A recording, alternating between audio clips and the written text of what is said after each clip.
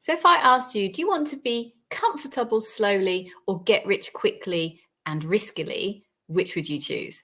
I think if you're in ELT like me, then I think you're going to choose the first one, how to become comfortable slowly.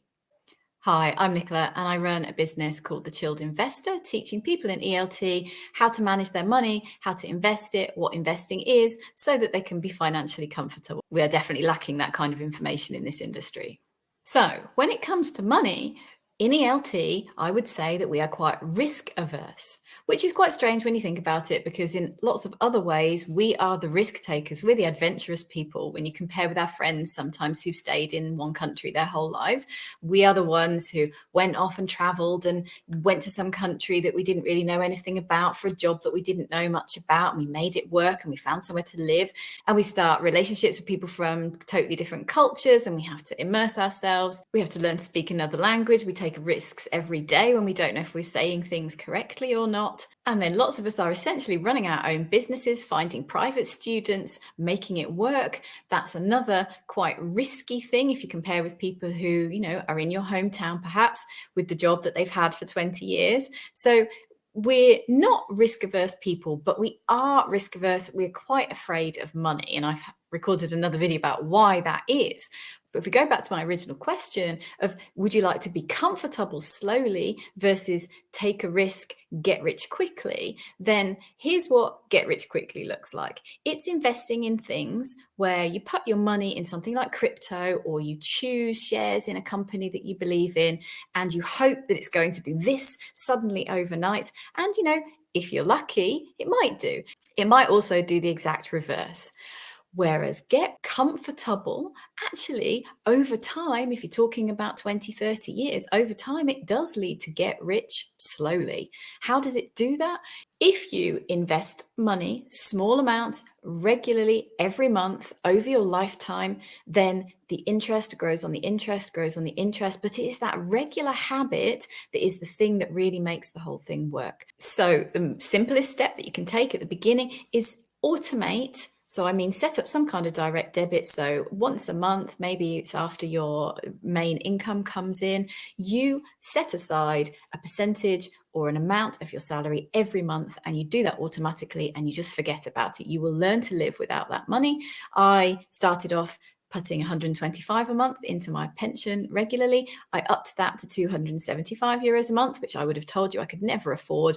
And I've been making it work. The money is simply not there for me to spend. So it doesn't have to go into a pension, but that is one way of investing your money. Now, what you really are going to find is that anything that you do with your money is going to involve investing in the stock market. And for a lot of people, that seems scary. You can invest in it by just choosing companies. And then, there are 58,000 companies in the world that are listed on stock exchanges. So they are in the stock market. And if you're choosing a handful of those, you've got to choose the ones out of those 58,000 that are going to do well. Or at least they're going to do well for the period of time that you've got your money in them. That is very, very difficult to do. Or you can invest via what sometimes called index funds or tracker funds.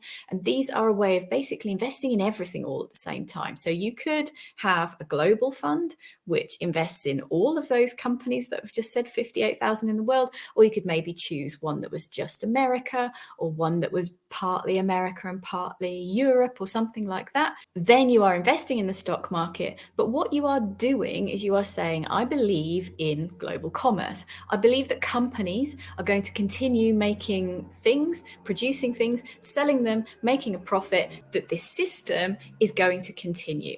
If you think that actually global commerce is going to end, and therefore the stock market will just drop and it will never ever recover, of course that does happen. There are times of recession, there are stock market crashes, but over time, global commerce wins out, right? There are still companies making things. There are still companies making profits. That is what you're investing in if you choose to invest in the whole market. If you pick companies, then yes, that company might go out of business tomorrow or next year.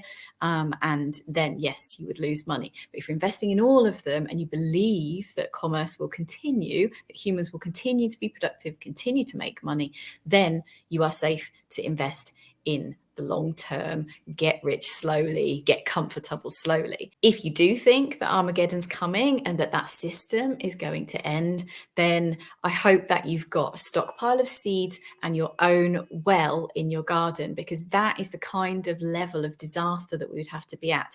And if we come to that day, then money, wherever you've held it, is not going to be worth anything anyway, because it's going to be those seeds that you kept that are going to make you rich. If you want to learn how to invest, check out my beginner investing course designed specially for people in ELT.